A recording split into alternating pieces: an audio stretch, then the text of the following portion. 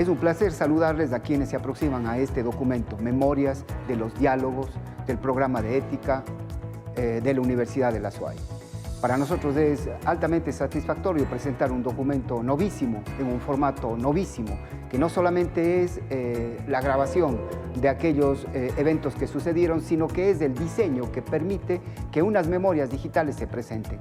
Pensamos que es el primer esfuerzo que se está realizando en este sentido y nos sentimos entusiasmados por eso y vamos a continuar. El objeto de estudio es trascendente, el objeto de lo que ustedes van a ver es trascendente, porque es la ética, la reflexión universitaria y ciudadana de la ética como un elemento indispensable tanto a las profesiones como a las áreas del conocimiento.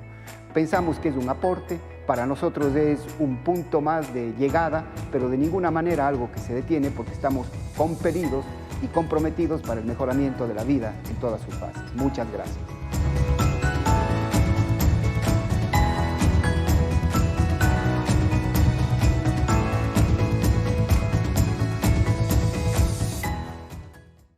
Buenas tardes con todos los asistentes a este nuevo evento en el marco del programa Diálogos Éticos de la Universidad de la SUAY, que en esta ocasión, como lo hemos hecho en los últimos meses, la Sociedad Ecuatoriana de Bioética se hace presente con sus miembros, colaborando y aceptando la gentil invitación del doctor Juan Morales, a cuyo cargo se halla el programa de ética de la Universidad de la SUAY, y concretamente este segmento que se llama Diálogos Éticos.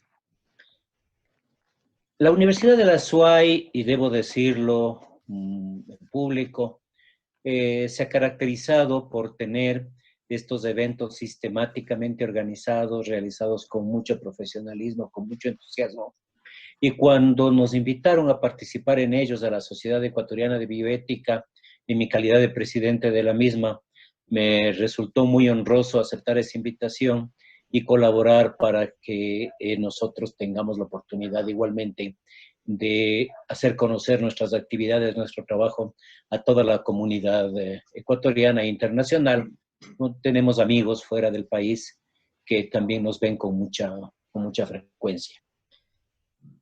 En el día de hoy también tengo que comentar algo que el doctor Juan Morales me había dicho en días anteriores y me lo reiteraba en la mañana, que en la última semana del mes de noviembre de este año, la Universidad de la SUAY y su programa de ética realizarán un congreso internacional de alcance muy importante, y el cual pues a todos ustedes están invitados a participar. La Sociedad Ecuatoriana de Bioética, de acuerdo a la invitación del doctor Morales, también estará presente con sus miembros y trataremos de dar el mayor impulso a estas actividades que son tan importantes siempre y más aún en la época en la que estamos viviendo actualmente. Comentábamos con el doctor Morales que uno de los objetivos de estos eventos es justamente posicionar a la ética y a la bioética, por supuesto, como un objeto de estudio desde el punto de vista académico, de manera que los criterios que pueda cada uno de nosotros tener sean respaldados por un conocimiento doctrinario, por los suficientes argumentos, y no sea simplemente una opinión muy personal que a veces pueda no tener sustento. Yo creo que eso es uno de los elementos más importantes de estos eventos. La Sociedad Ecuatoriana de Bioética, entonces, está complacida de participar en los diálogos éticos. Y el día de hoy yo voy a presentar a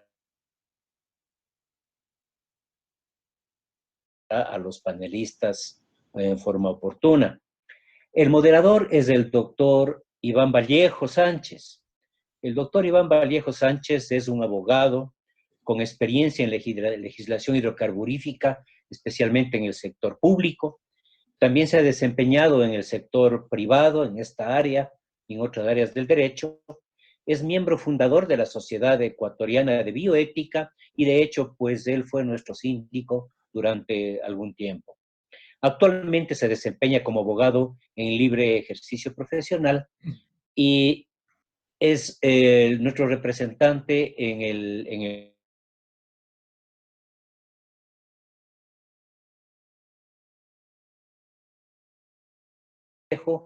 para las correspondientes presentaciones y el desarrollo del evento. Gracias a Iván, gracias a Pedro, gracias a Gabriela, miembros de la sociedad que van a participar el día de hoy. Gracias nuevamente al doctor Morales de la Universidad de la SUAY. Y adelante, Iván. Muchas gracias. Muchas gracias, Fernando, a la Sociedad Ecuatoriana de Bioética por permitirme colaborar con ustedes en este importante panel como moderador. También al doctor Juan Morales de la Universidad de la SUAY.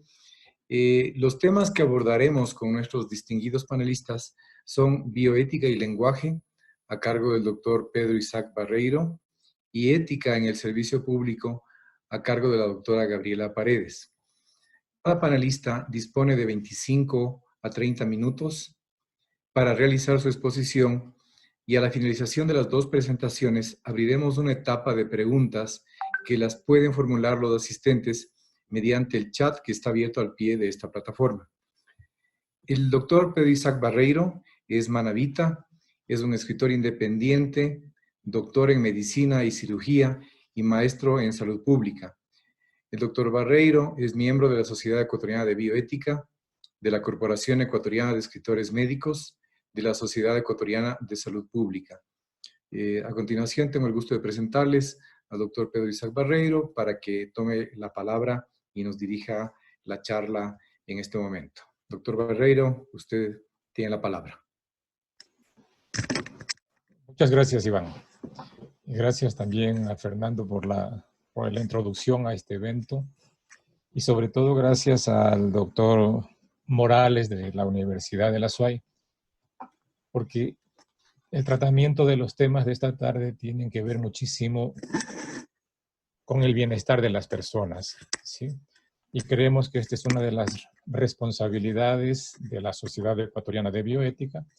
Y estamos aquí presentes precisamente para agradecer estas oportunidades. Sobre todo porque en el caso que me compete vamos a hablar sobre un tema al cual muy pocas personas le prestan atención, ¿sí? Probablemente porque todos estamos inmersos en él. Y sucede exactamente lo mismo que sucede con el aire.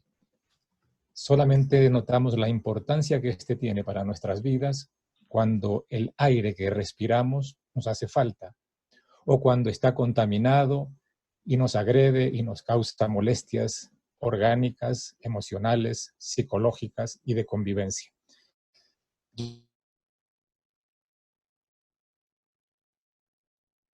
Igual que con las leyes, igual que con el lenguaje, tenemos la obligación individual y la obligación colectiva de cuidarlo. Durante mi intervención trataré de evitar hasta donde sea posible apoyarme en definiciones, puesto que las definiciones con razón pueden ser cuestionadas y no compartidas. Esto se debe probablemente a la profundidad de los significados de la palabra ética, bioética y al significado de la palabra lenguaje también. No solamente por el significado de ellas, sino que además porque detrás de ellas, o como antecedentes de ellas, existe un infinito bagaje de conocimientos, siempre en constante evolución. Son dos términos que tienen un dinamismo que los hace probablemente inasibles en un momento determinado.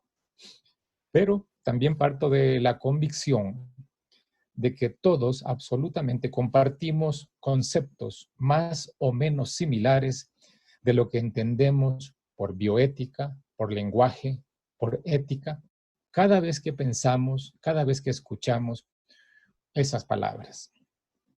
Con ese pequeño antecedente me gustaría continuar haciendo notar algunas aseveraciones que en el ámbito nacional y con respecto a la situación sanitaria que estamos viviendo, hemos escuchado. Por ejemplo, hemos escuchado en varios medios de comunicación, tanto radiales como televisivos, las siguientes palabras. Los hospitales están colapsados, ¿sí?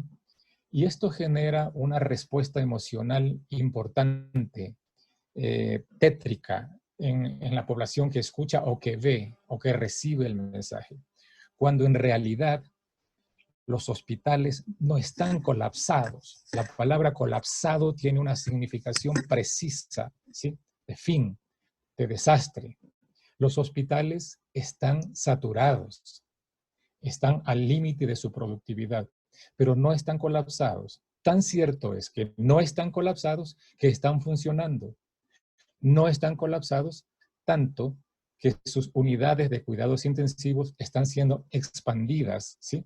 Y actualmente muchos directores de hospitales han hecho las adecuaciones necesarias para ampliar, aunque sea con recursos insuficientes, tecnológicos sobre todo, y de recursos humanos, esas unidades en donde los pacientes que están en estado más grave puedan recibir las atenciones que requieren.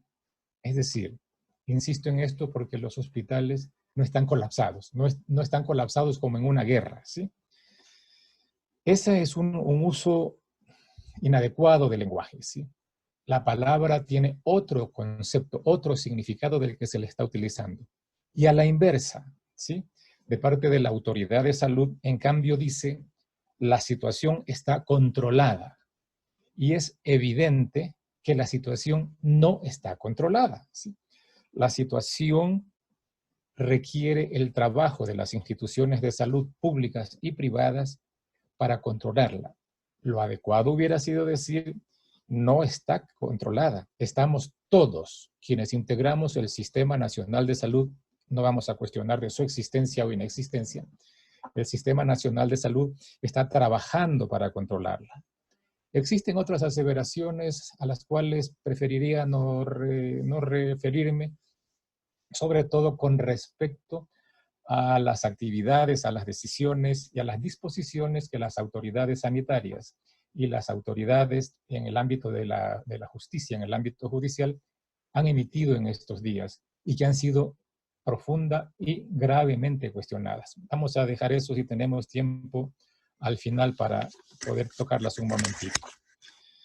Yo creo que después de esta pequeña intervención, debo manifestar que estoy convencido que la deliberación es el lenguaje de la bioética. Y ese es el lenguaje que permite acoger las voces minoritarias, las voces discordantes, y de esa manera se debe fomentar el diálogo precisamente con esas voces. Siempre este diálogo, esta deliberación, yo la prefiero en contraposición al lenguaje bélico. El lenguaje bélico que también en estos momentos, en estos últimos 4 meses, está siendo muy utilizado por la población, ¿sí? A mí me parece que el lenguaje bélico es una contraposición al lenguaje deliberativo, porque este lenguaje bélico invita a enfrentar posiciones antagonistas. Esas posiciones antagonistas invitan a imponerse, pugnan por imponerse, ya que cada una persigue un objetivo diferente. Y ese objetivo además cuenta con que va a vencer al enemigo, lo va a eliminar para que prevalezca su propio discurso, su propio interés. Situación que desde mi punto de vista no debería tener cabida cuando hablamos en un ámbito bioético.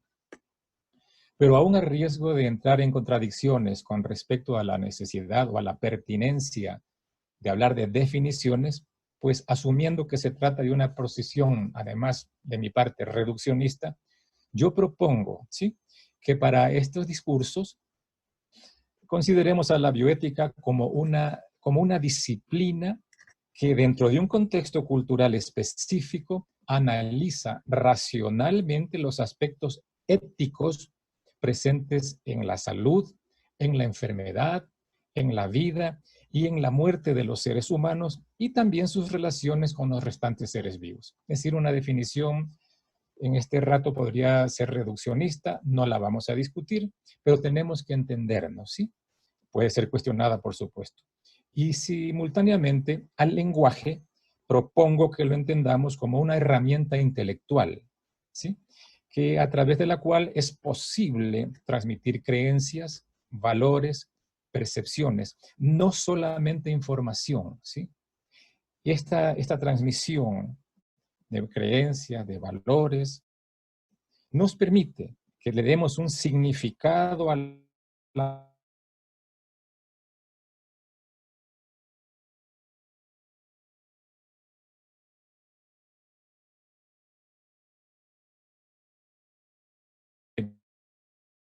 podríamos considerar al lenguaje como el lugar en donde se concreta, donde se conjuga el pensamiento. Y por tanto, es como un lugar común donde las ideas se acrisolan. Los conceptos, por supuesto, todos estamos de acuerdo con ello, en esto sí no hay discusión, están ligados con las palabras.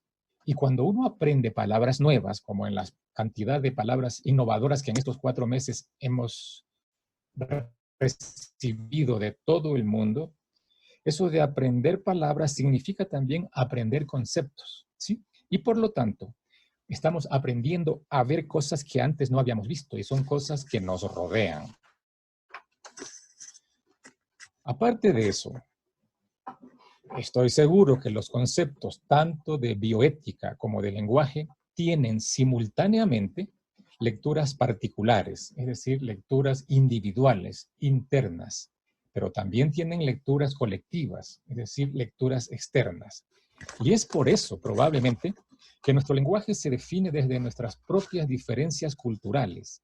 Y estas diferencias culturales nuestras se enmarcan, por ejemplo, en provincialismos, en sectarismos, en individualismos. Y esta situación del consenso, y por tanto impiden una unidad de pensamiento en todos los ámbitos del quehacer y del pensamiento humanos. Es por eso que creo, me disculpan, siempre utilizo la palabra creo, porque es un asunto muy personal. Es por eso que creo que referirse a la bioética o desde intereses diferentes, divergentes, es como pretender la reducción de un concepto. Y esa reducción puede tener consecuencias inciertas y muy probablemente no deseadas. En la bioética, cada quien escucha el discurso que quiere oír y definir a su manera. Historias, creencias y conocimientos. Ello es normal. Individual. Pero el problema surge cuando utilizamos una hegemonía discursiva, cuando el lenguaje se vuelve hegemónico. Y entonces el universo individual pretende imponerse, ya que no existe un criterio único que sea común a todas las personas.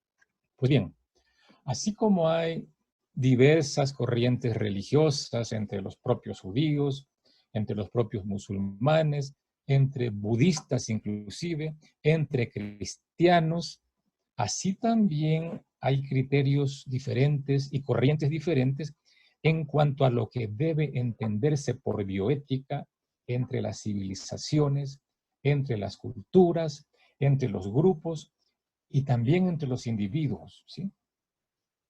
Tenemos que asumir, por supuesto, que el consenso total, el acuerdo total es inviable, es casi una utopía.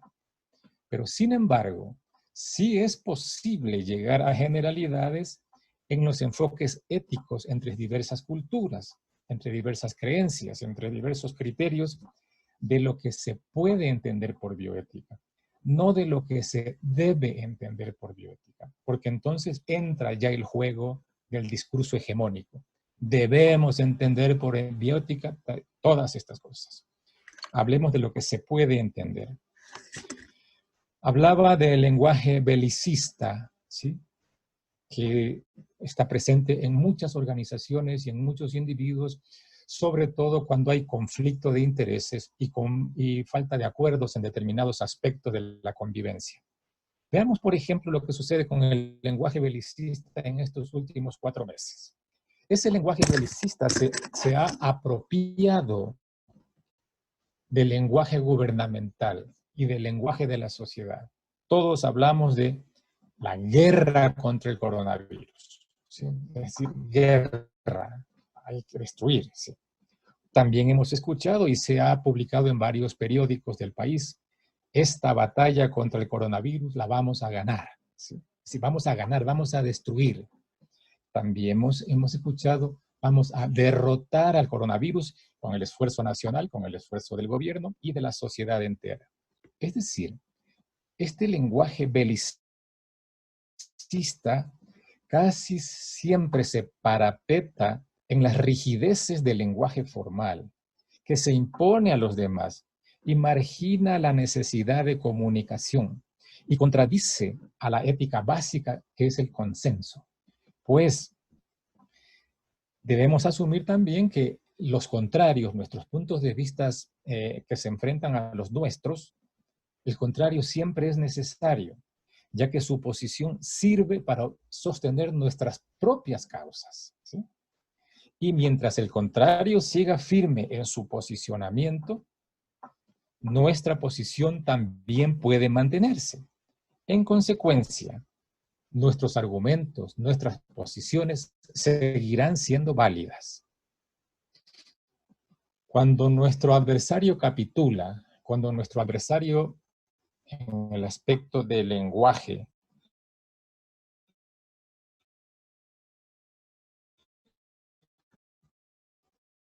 de ideas, de conocimiento, nuestra propia posición.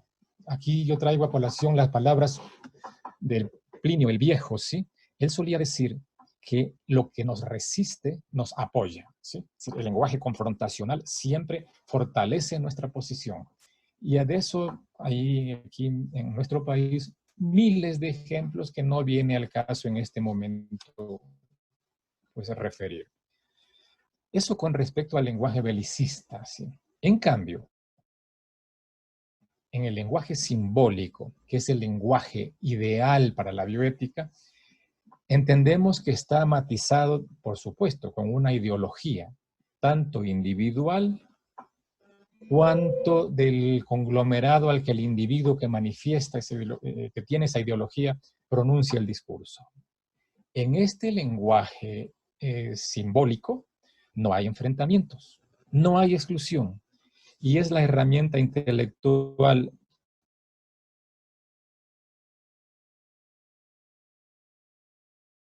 de bioética, porque tenemos claro que no es posible tener un discurso alejado de la ideología. Por tanto, si eso es una verdad, no es posible tener un concepto de bioética completamente aséptico, no contaminado.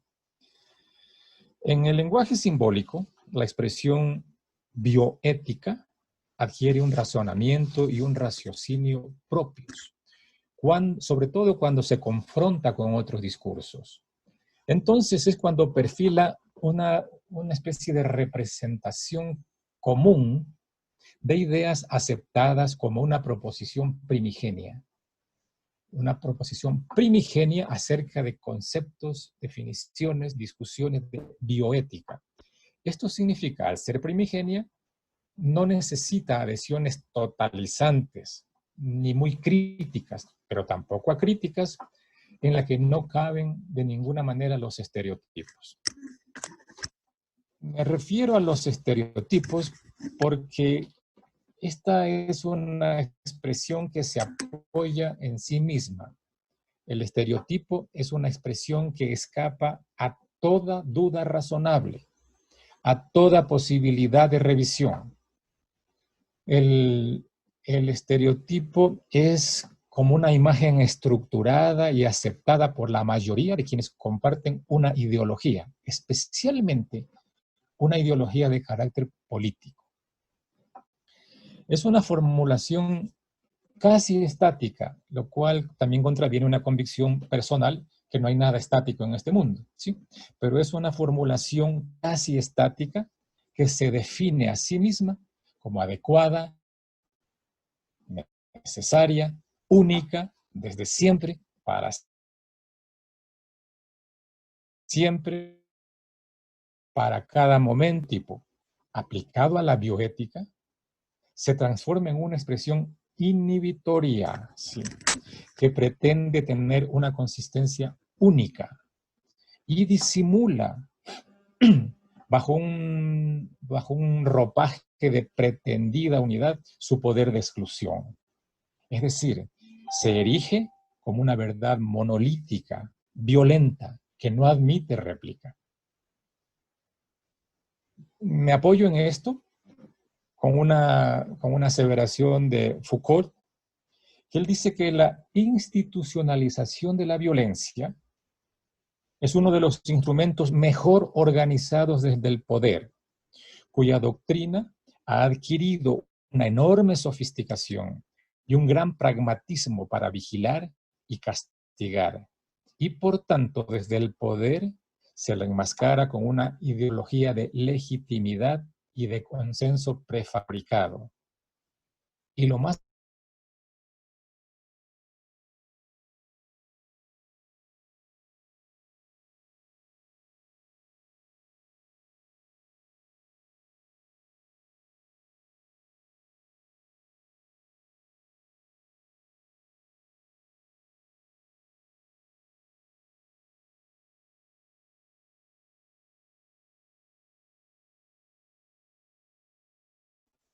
finalice con más muertes de personas con necesidades de atención sanitaria que de pacientes diagnosticados con COVID-19. Y aquí se plantea un conflicto, y lo hemos discutido con algunos colegas, con algunos compañeros.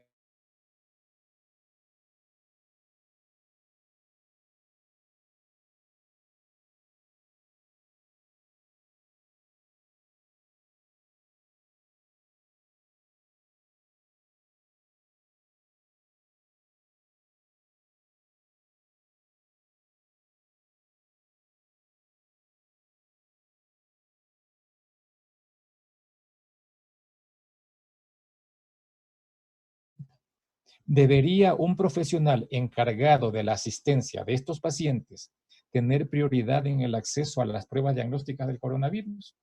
Habrá miles de respuestas que se ubican en uno u otro bando. La integridad física, la salud o la vida son valores merecedores de respeto en cualquier persona con síntomas o con riesgo de infección. Por supuesto que sí. Pero en este contexto excepcional de la pandemia, no se trata solo de la salud individual, el daño que puede afectar a la colectividad. Y este valor se garantiza mediante la labor asistencial de los profesionales. Por tanto, el profesional de la salud, el profesional asistencial, el de cuidado directo, no es per se más valioso o digno que los demás. Pero el contexto justifica la prioridad del profesional cuya intervención resulta decisiva para atender a los enfermos de la pandemia y para proteger a la salud individual en un mayor número de casos. Este es un tema que ha estado en permanente discusión en estos días en todo el país y en todo el mundo, ¿sí? Infortunadamente, agravado por la evidente desatención en los mecanismos de protección personal que el personal sanitario, no me refiero exclusivamente a los médicos, sino a todo el personal sanitario, requiere para su protección, tomando en cuenta que de su protección depende la vida de muchísimas más personas de las que trabajan en su entorno. La ética, la eticidad, para ponerlo de otra manera, requiere de una lectura universal, por tanto, pero no de esa universalidad conceptuada occidentalmente, ni siquiera de esa universalidad eurocentrista, sino de una lectura en donde concurran todas las voces, todas las civilizaciones, todas las culturas, toda la gente posible. Y aquí nos ponemos a reflexionar que entre toda esa gente posible, casi siempre en el ámbito científico elevado, se excluye a las culturas ancestrales, de las cuales hay mucho que aprender y rescatar. y en todas estas culturas universales es cuando la ontología simbólica es efectivamente ecuménica, universal, humanista. Y por tanto, siempre será necesaria la concurrencia de los más, de mayor cantidad de personas, pero siempre que esa participación de los más sea como crecen las cortezas de los árboles, es decir, de afuera hacia adentro, no de adentro hacia afuera, de tal manera que sea realmente participativa. De lo contrario, vuelve a ser hegemónica, vuelve a ser impositiva, vuelve a ser, disminuye los valores de los interlocutores. Por tanto, debe ser una concurrencia en donde la conciencia y la razón, sobre todo la razón, se oponga a los fetiches del poder, sobre todo eso, que se oponga a los fetiches creados del poder, y muestren la inmensa riqueza que la bioética tiene en su interior. Por supuesto que para ello se requieren operadores éticos que construyan, sobre todo sin estereotipos, los nuevos signos de lo bioético que demanda la posmodernidad. Por eso, y porque creo en el lenguaje, que también es el tema adicional de este, creo yo que en la bioética, en la difusión de la bioética, hay que cuidar de no empobrecer el lenguaje, ya que gracias al lenguaje entendemos y comunicamos la realidad. Creo yo y estoy convencido, realidad. Permiten aclararla, permiten aclararse a uno mismo, permiten comunicarse con los demás congéneros y permiten construir la civilización. Hasta ahora, hasta este momento, dejaremos allí, esperaremos las preguntas si es que las hay. Les agradezco por la atención.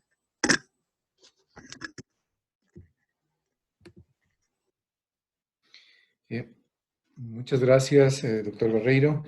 En su brillante exposición, el doctor Barreiro nos ha explicado la relación de conceptos como ética, bioética y lenguaje. Se habla de un lenguaje, especialmente de autoridades que manejan un lenguaje de guerra, de batalla, de estereotipos, como lucha contra el coronavirus, lo cual eventualmente puede representar una limitación en el lenguaje. También nos han indicado ejemplos como hablar de hospitales colapsados, eso provoca una respuesta emocional en la población, versus hablar de hospitales saturados, que significa que están llegando al borde de su capacidad, pero que sí están funcionando. Propone en su presentación el doctor Barreiro que hay una herramienta que es la deliberación. La deliberación, que es el lenguaje de la bioética, porque facilita el diálogo, tomando en cuenta a las minorías versus ese lenguaje de guerra, donde se busca imponerse al otro. La bioética analiza racionalmente los aspectos éticos en la relación entre los seres humanos y va más allá de solamente entregar información, sino también tomar en cuenta las creencias y los valores. Con la pandemia, que nos indica el doctor Barreiro, estamos aprendiendo nuevos conceptos. Y estos conceptos se ven afectados por aspectos culturales y del lenguaje. Por eso se observa que no es posible lograr un consenso universal. Pero la bioética, como herramienta, reconoce que el contrario es necesario para hacer una lectura crítica y más representativa de las ideas y poder entender de una mejor manera la claridad. Entre otras ideas, también nos ha indicado que la vida no es el único valor merecedor de protección. Ante todo debe estar la dignidad humana, que es uno de los valores destacados por la bioética. A continuación, presento a la doctora Gabriela Paredes Aldaz. La doctora es doctora en jurisprudencia, tiene una maestría en Derecho Civil y Procesal Civil, es docente universitaria y también es asesora jurídica del Comité de Ética de la Universidad Central del Ecuador. Es síndico de la Sociedad Ecuatoriana de Bioética. Dejo con ustedes a la doctora Paredes. Bien, buenas tardes con todos. Para mí es un gusto compartir esta tertulia con buenos amigos de la Sociedad Ecuatoriana de Bioética, quienes nos han hecho la invitación. Un agradecimiento también a la Universidad de la SUAY. Me voy a permitir yo hablar sobre la ética en el servicio público, un tema tan importante en este tiempo, sobre todo en este último momento en el que vive el Ecuador. Voy a compartir con ustedes la pantalla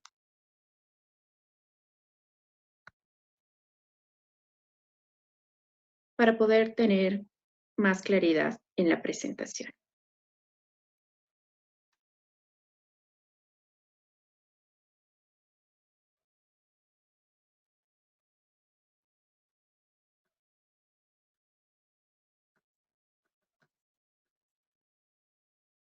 Bien, vamos a decir que la ética pública definitivamente lo que hace es revolucionar un poco este espacio en el que estamos viviendo por temas también de transparencia. Es el espacio que vamos a ver ahora.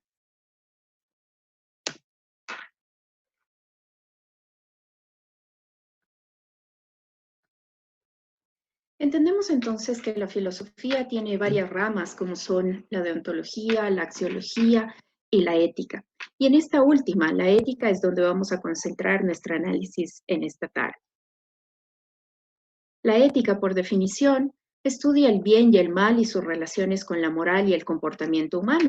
Y si bien es cierto, tanto la ética como la moral en ciertos momentos se le puede tomar como un sinónimo, pues definitivamente no lo son. Pues la ética es la ciencia del deber actuar, es decir, es la parte más bien teórica, es la parte doctrinaria, que estudia más bien a la moral o que analiza a la moral. En tanto que la moral son las reglas de comportamiento que usamos en la vida diaria. Por eso la moral siempre va a ser un poco variable, cambiante.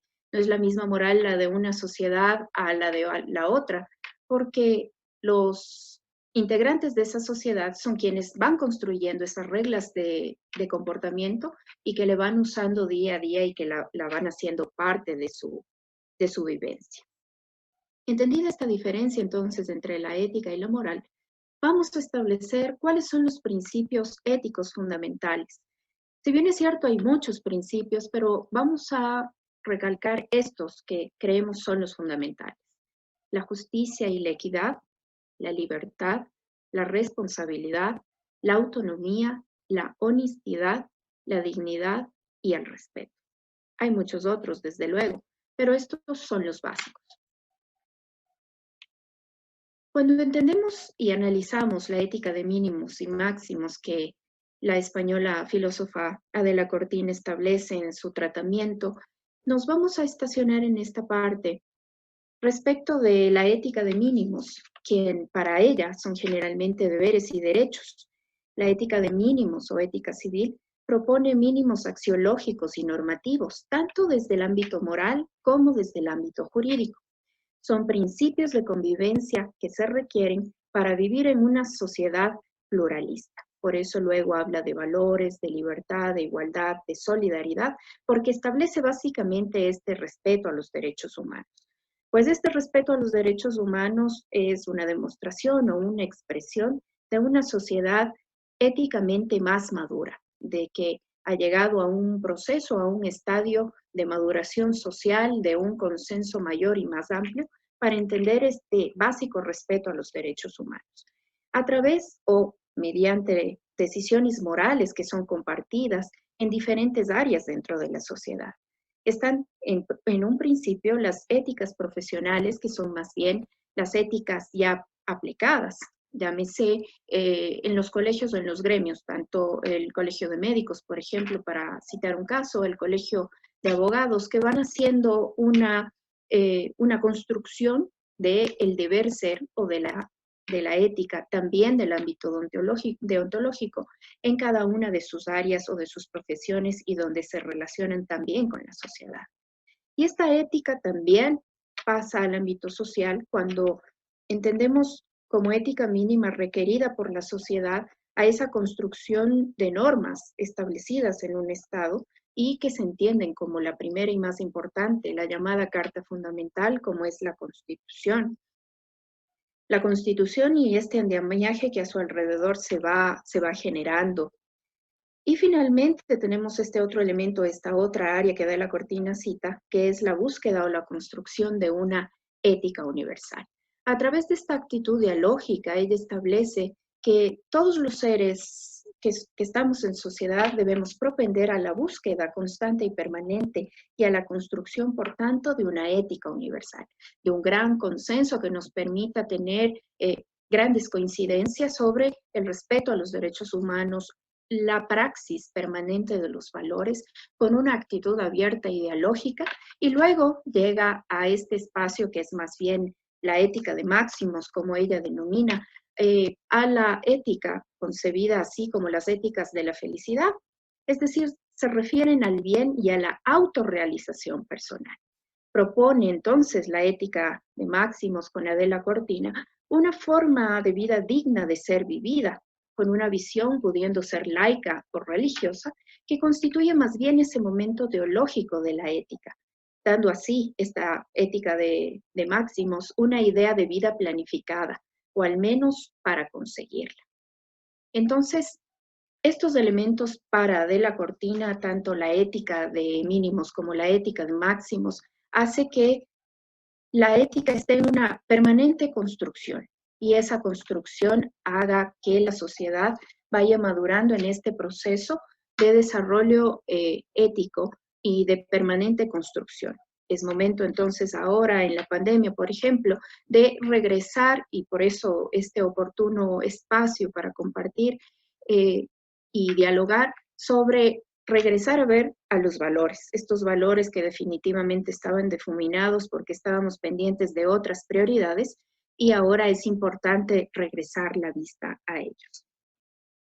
Vamos a ya centrarnos en el tema fundamental, luego que hemos visto esta introducción muy pequeña sobre la ética en general, a la ética en el ejercicio de la función pública. Definitivamente la ética no tiene sentido si no ayuda a la construcción de la justicia y si no se implementa como eje transversal de las políticas públicas y las actitudes de la ciudadanía, tanto de quienes laboran o laboramos en el sector público como quienes constituyen o construyen fuera de él, pues el sector público es eminentemente pragmático. Y decimos que es eminentemente pragmático porque la prestación de los servicios están para eso, para esta interrelación con la sociedad y con el ciudadano. La ética pública y el servicio público en general tiene varios ámbitos. Y lo público no puede existir o no puede supervivir solo, pues debe relacionarse con el ámbito privado. Y es precisamente esta interrelación entre los administrados y la administración pública que permite esta simbiosis necesaria para que tanto el un espacio como el otro puedan cristalizar o conseguir llegar o alcanzar tanto los servicios como los derechos y también las obligaciones que cada uno tiene dentro de la sociedad en la que nos desarrollamos, dentro del Estado mismo. La ética pública no puede estar separada de una ética política, pues están intrínsecamente relacionadas y esto es muy importante enfatizar. Pero vamos a desarrollar el tema de la ética pública como tal, entendiendo a la ética pública como ese desempeño o esa praxis o esa acción que realizan los empleados públicos basados siempre en principios, en valores y en deberes que garantizan el profesionalismo y la eficacia de la función pública. Y aquí es bueno anotar y hacer un alto, y voy a hacer una cita de Dakov en 1975, indicaba ya que desde los más altos magistrados de la República hasta el más modesto agente están requeridos por principios que, adecuados a la naturaleza de su función, significan restricciones y prohibiciones en aras de la realización ética de la función. En resumen, lo que quiere decir Dakov es que desde el más alto de los funcionarios elegidos por voto popular hasta el más simple agente del servicio público, tiene las mismas obligaciones y los mismos deberes en la estricta aplicación de los principios y de los valores éticos de acuerdo al ámbito de sus funciones y competencias. Es por eso que la ética pública debe tener una conceptualización filosófica, como empezamos diciendo en este espacio, pues nace de allí ese contexto, ese marco general, para que a través de esa visión se pueda generar un mecanismo de acción que permita activar o que permita practicarlo o ponerlo en práctica, objetivizarlo, a través de un instrumento que generalmente son normas o que generalmente son instructivos o que pueden ser proyectos y programas que permitan cumplir un propósito. Y este propósito definitivamente y primariamente será el más importante, dar el servicio a la colectividad de todos los servicios que tiene por obligación la administración pública entregar a través de sus espacios y a través de sus funciones. Pues vemos que los servidores públicos debemos permanentemente activar o practicar los principios y los valores para la consecución de las funciones, a través o con la ayuda y la orientación permanente de ellos, para conseguir el bien colectivo, que siempre va a estar por sobre todo y va a ser mucho más importante que el bien individual o que el bien de una persona. Es decir, el bien colectivo siempre va a ser más importante que cualquier otra circunstancia personal que pueda generarse dentro de la administración pública. El Estado debe construir su institucionalidad y esa institucionalidad debe ser construida con el fin de que la ciudadanía pueda ejercer sus derechos y sus deberes. En el contexto de la democracia se conoce esto como pluralidad de acciones, a través de normas específicas. Y es como vamos a ver que la Constitución empieza regulando todos estos espacios que tiene la administración pública para brindar o para poner al acceso o a la posibilidad o hacer accesibles los derechos y los deberes de los ciudadanos. El contenido de la ética es precisamente ese bien común, ese ejercicio de los deberes y de los derechos de los que estamos hablando en este momento, con el ejercicio de transparencia, pero siempre respetando la dignidad y obviamente con otro de los principios y también valor, el respeto hacia los demás. Es importante hacer énfasis en estos dos elementos que son principios de la ética. Como habíamos mencionado, los códigos de ética, los reglamentos, la norma en general es la materialización plena de los deberes y de los derechos. Definitivamente la ética no tiene sentido si no ayuda a la construcción de la justicia. Es decir, de nada sirve que tengamos o que podamos tener muchos códigos de ética, muchos reglamentos, muchas normas que estén construyendo todo el tiempo, que estén normando hasta el último de los suspiros de los servidores públicos o de los ciudadanos para no alejarnos de ese deber ser dentro del cumplimiento de nuestras funciones. Por eso es importante hacer conciencia y materializar esto en la praxis diaria, es decir, y por eso felicito a este espacio, porque a través de esto lo que logramos es hacer conciencia en las personas cada vez más, que cuando estamos tanto en el ámbito público como usuarios, si vamos o accedemos hacia un servicio público, también estemos conscientes de que como tales también tenemos derechos y obligaciones. Y es importante que esas actitudes de la ciudadanía y también de quienes laboran en el sector público contribuyan a este compromiso que tanto del un lado como del otro lado se debe generar. El servicio público es una actividad eminentemente pragmática, es muy práctica. Todo el tiempo cada día entramos a un dilema diferente, cada día un funcionario público en el ámbito de sus funciones y sus competencias tendrá también que enfrentar un dilema ético de los que ya vamos a comentar. Pero definitivamente no basta, como decíamos, solamente los códigos, las reglamentaciones, la Constitución.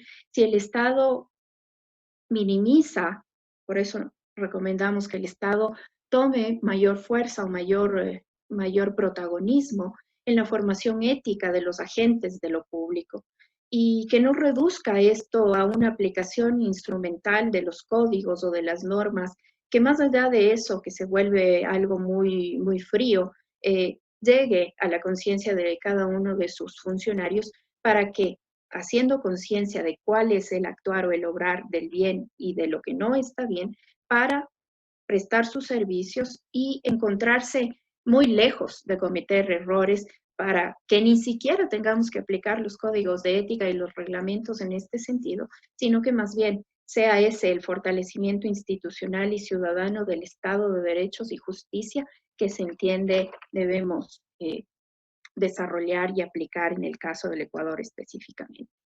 Vamos a ver que la Constitución de la República del Ecuador tiene evidentemente un modelo de Estado que tiene una tendencia al bien común.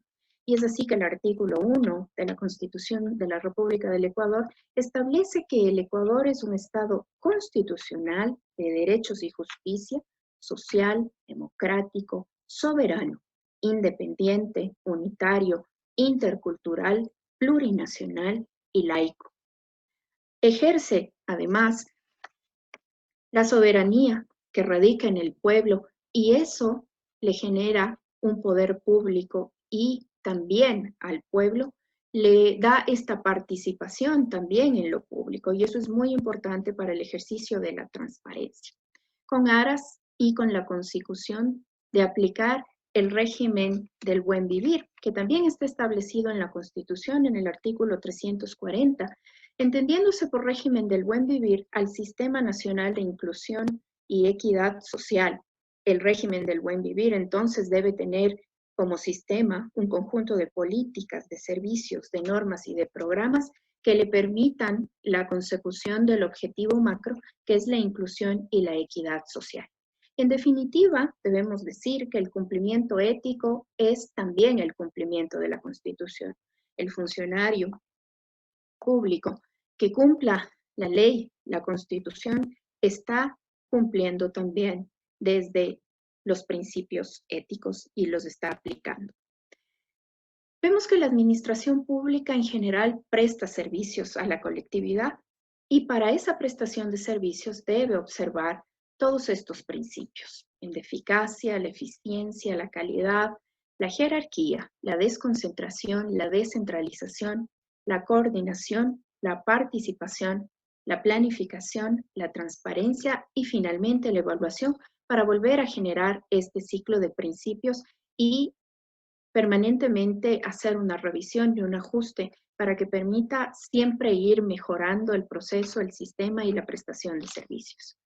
Los servidoras y los servidores públicos pueden estar dentro de este ámbito o ser tales desde diferentes espacios. Pueden ser servidores de carrera, a contrato ocasional, de libre nombramiento y remoción, de elección popular, o también estar vinculados con la administración pública a través de los denominados contratos civiles.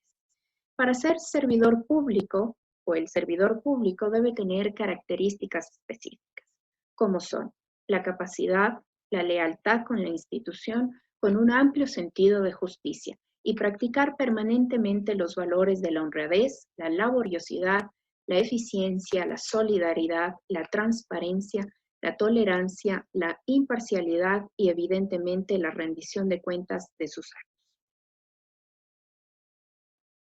El ingreso al servicio público o para el ingreso al servicio público se debe cumplir con los siguientes requisitos que ya veremos en la siguiente lámina y debe, para ingresar al servicio público, hacerlo a través de un concurso de méritos y oposición como establece la Constitución y la LOCEP, para que luego de este proceso del denominado concurso, previo a la convocatoria, se realice la posesión una vez declarado ganador del mismo. Los requisitos para el ingreso son los que están establecidos en la norma, como son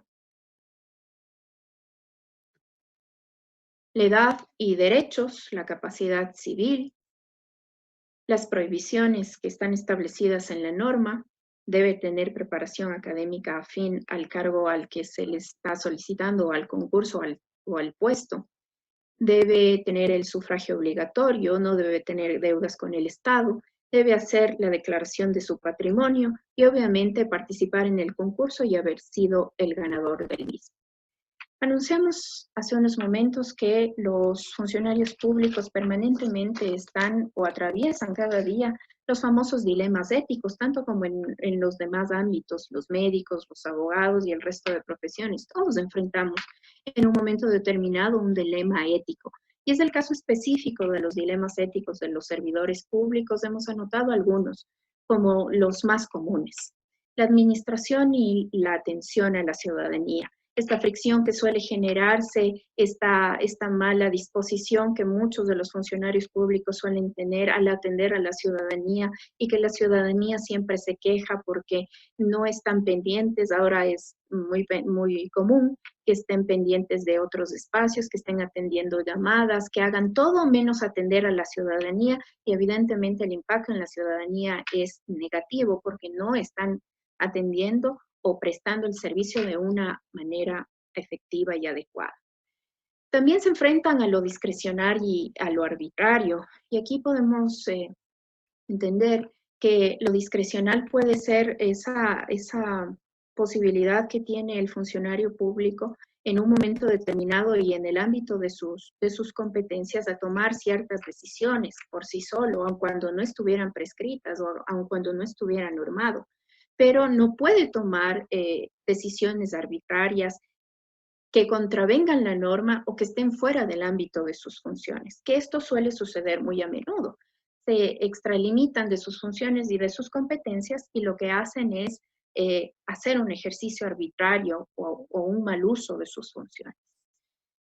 También suele suceder que utilizan este cargo público para beneficio propio, y esta utilización del cargo público para beneficio propio es más común de lo que pensamos, desde cosas muy pequeñas como utilizar un vehículo público que está a mi disposición como un funcionario público de alto rango, un magistrado, por ejemplo, pero que uso el vehículo para situaciones personales, para pedir que le vayan a recoger a mi esposa o a mi esposo del trabajo o para dejar a los niños en el colegio. Y aun cuando parecieran cosas pequeñas, actitudes que pueden estar normalizadas en nuestro ámbito y en nuestro procedimiento, eso no es adecuado, porque no es ético hacer una utilización de un bien público para un beneficio propio. También encontramos esta asimetría entre la administración y la ciudadanía. ¿Y por qué hay asimetría? Porque definitivamente la administración pública tiene el ejercicio una carga de poder frente a la ciudadanía, que en definitiva lo que hace es contraponerse, y la administración pública lo que debe hacer es cerrar esas brechas para que ese uso no pueda convertirse en abuso de poder de la administración pública frente a una ciudadanía que lo único que quiere es acceder a los servicios y ejercitar sus derechos. La burocratización, que no es otra cosa que generar más trámite, porque muchos servidores públicos pueden decir, bueno, yo quiero que esté de este color y quiero que esté en este papel membretado, y primero vaya al banco y luego pague y luego me trae, y después de que te admiten te revisan nuevamente los requisitos y te mandan 10 veces a ir completando de cosa en cosa, y eso genera también una burocratización innecesaria que lo que hace es retrasar los procesos y generar un impacto también negativo en la ciudadanía. Y la transparencia. Esta transparencia que también está dado en la Ley Orgánica de Acceso a la Información Pública, la denominada LOTAIP, pues todo es transparente, todo debe ser transparente y estar a la vista del ciudadano desde la administración pública. Nada puede estar oculto, salvo algunas informaciones que sí tienen el carácter de confidencial y que más que yo ustedes lo saben. Vamos a ver entonces acá las normas que rigen la conducta en el servicio público. Y vamos a ir por la primera y la más importante, que es la Constitución. Ya lo habíamos mencionado hace un momento. La Constitución establece que para el ingreso al servicio público debe realizarse el concurso de méritos de oposición. No debe incurrir en prohibiciones en la ley. Debe hacer la declaración patrimonial juramentada. No pueden ser miembros de órganos de control y de la entidad controlada, y deben asumir su responsabilidad tanto por actos o por omisiones. Y aquí es importante porque en el ejercicio público vemos que quienes tienen cargos directivos o de coordinación, por ejemplo, y están a cargo de ejecutar presupuestos, por ejemplo, lo que hacen es cruzarse de brazos y creen que no van a tener responsabilidad al no ejecutar, al no gastar, para cuidarse un poco de esto que suele la contratación pública, suele tener muchos bemoles dentro de la administración pública, pero también por no hacerlo, es decir, por omisión, también pueden llegar a ser responsables tanto civil, tanto penal, como administrativamente. Es decir, La interrupción, no es... le quedan Sí, 5 minutos. sí, termino. Gracias.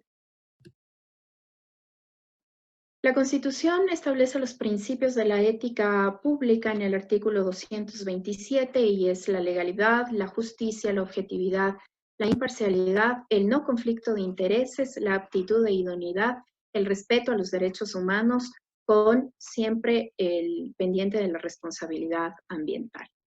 Las prohibiciones que están establecidas en la Constitución son el nepotismo, el pluriempleo, las acciones de no discriminación y también en lo que ya habíamos visto en la diapositiva anterior de no ser juez y parte, es decir, no puede ser parte de la entidad controlada y ser a la vez agente controlador o autoridad de control y respetar siempre el no estar inmerso o el no tener conflicto de intereses al prestar sus servicios en la institución en la que labora. Luego de la Constitución tenemos dos leyes importantes que son orgánicas, la Ley Orgánica del Servicio Público, que establece los deberes y los derechos de los servidores públicos, también algunas otras prohibiciones que subyacen de la Constitución, pero también hay otros elementos importantes, y el Código Orgánico Integral Penal establece en su título tercero los delitos contra la eficiencia de la administración pública, a saber algunos de ellos como el peculado, el cohecho, el tráfico de influencias, la usurpación y simulación de funciones públicas, el abuso de facultades y el testaferrismo, entre otros del estilo. Y vamos a cerrar con este análisis y yo quisiera hacerles un poco analizar esto o pensar que debemos mantener permanentemente este análisis crítico del ejercicio ético de la función pública a través de un recorrido histórico, a través de esa reminiscencia desde más o menos desde el tiempo de la República, 1979 hasta nuestros días, cuál es nuestra realidad actual y cuáles son los casos. Ahora podríamos mencionar muchísimos casos porque se han podido evidenciar un sinnúmero de casos en los que definitivamente está inmerso el mal procedimiento de muchos funcionarios públicos. Tenemos muchos casos de corrupción, pero no olvidemos que la corrupción no se genera en lo público per se o como tal, sino que siempre hay un ente corruptor y en su mayoría también el ente corruptor suele ser el ámbito privado. Si hay alguna pregunta, estoy a las órdenes. Por mi parte, muchas gracias.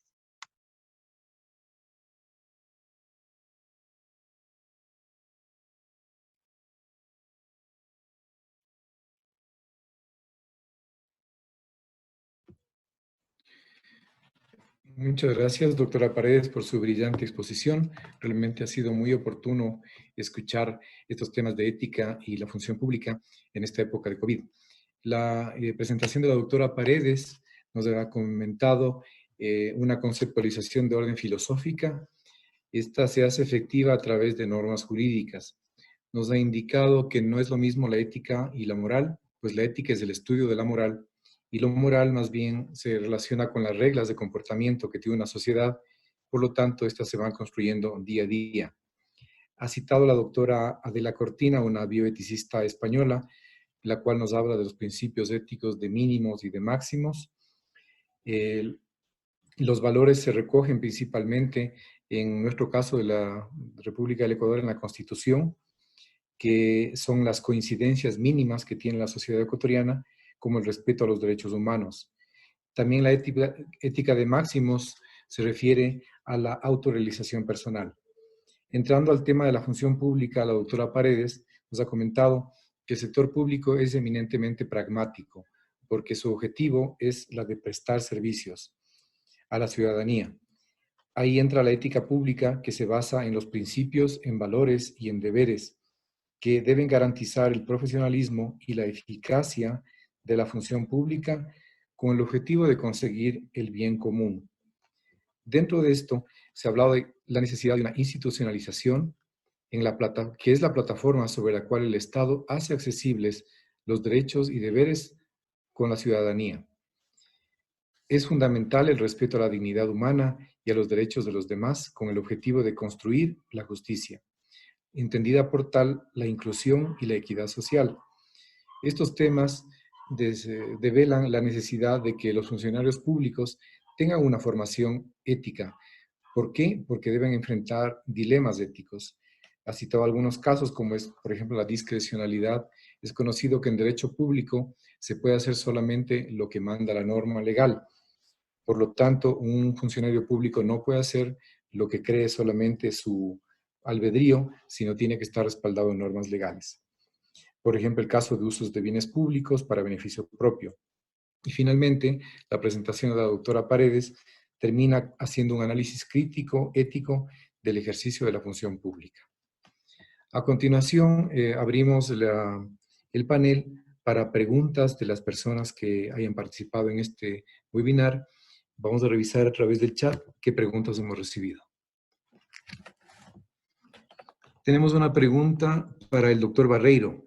Nos dice, ¿juegan los estereotipos aceptados exclusivamente con la ética trascendental o religiosa o lo hacen también con la ética laica y con la ética normativa? Doctor Barreiro, esa pregunta para usted.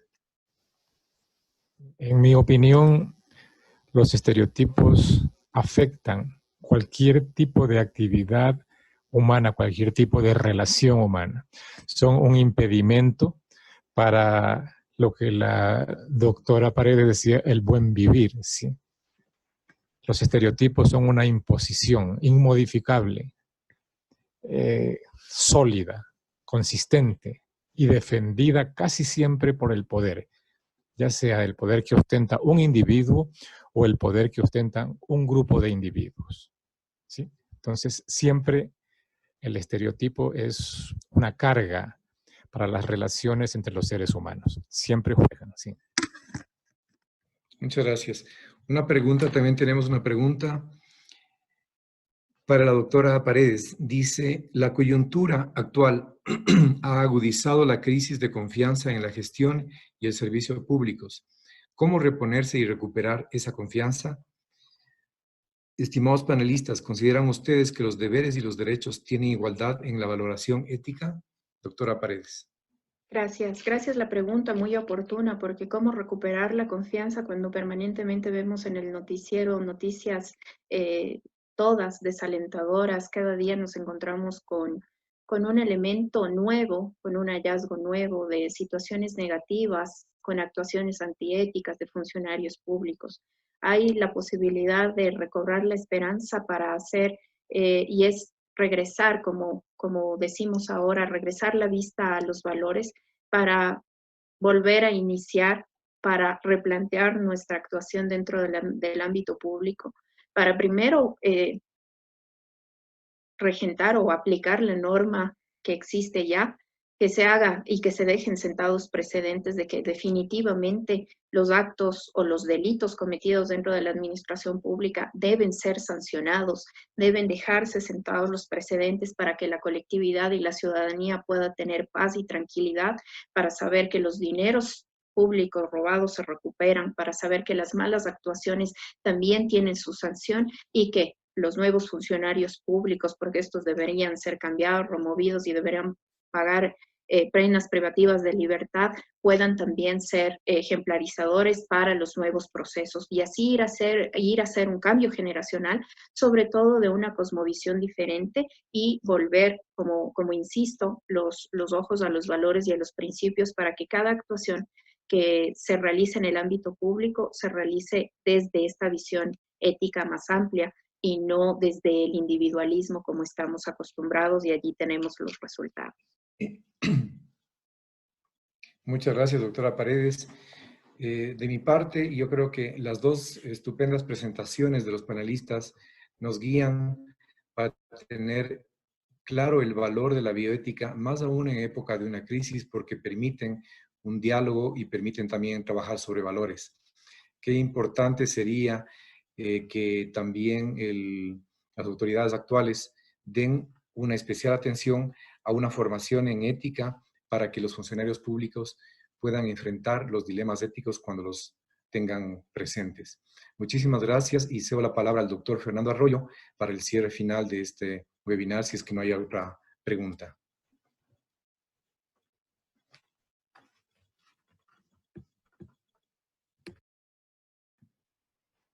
Gracias, Iván. Y la Sociedad Ecuatoriana de Bioética, a través de sus representantes, el doctor Iván Vallejo, el doctor Pedro Isaac Barreiro y la doctora Gabriela Paredes, se ha hecho presente el día de hoy, como les decía, para colaborar con la Universidad de la SUAY con su programa de ética y tratar de relevar aquellos elementos que son fundamentales en las épocas actuales en las que vivimos. Yo creo que tanto la Universidad de la SUAY como nuestra sociedad, con la realización de estos eventos, cumple con los objetivos que cada uno de nosotros tiene, objetivos de muchos de ellos comunes. Nada más agradecer la asistencia de todos quienes estuvieron aquí, agradecer nuevamente al doctor Juan Morales y reiterar aquella invitación que habíamos hecho al inicio para que continúen en las actividades de los diálogos éticos que se realizan por este medio y estar pendientes de aquel evento, Congreso Internacional que se va a realizar a fines de noviembre, en el cual la Universidad de la SUAY son los organizadores y la Sociedad Ecuatoriana de Bioética tendrá mucho gusto en colaborar y en empujar para que llegue al mejor de los éxitos. Muchas gracias a todos. Gracias, Iván. Gracias, Pedro. Gracias, Gaby. Un gusto y muy buenas noches a todos.